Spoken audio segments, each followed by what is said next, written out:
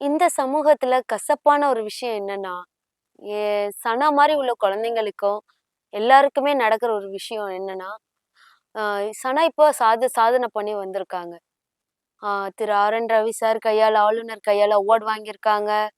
நெறைய அவார்ட்ஸ் வாங்கியிருக்காங்க.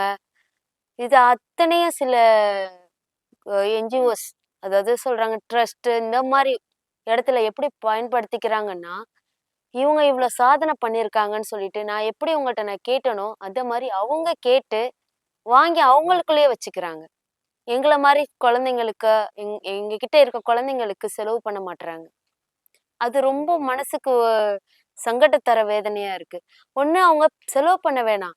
அந்த ஒரு சில விஷயங்களே அவங்களுக்கு கூட்டிட்டாவது போலாம். அவங்க பேர் சொல்லி வாங்குறாங்க இல்லைங்களா? அவங்களுக்கு அட்லீஸ்ட் மெடிசின் செலவாவது ஏத்துக்கலாம்.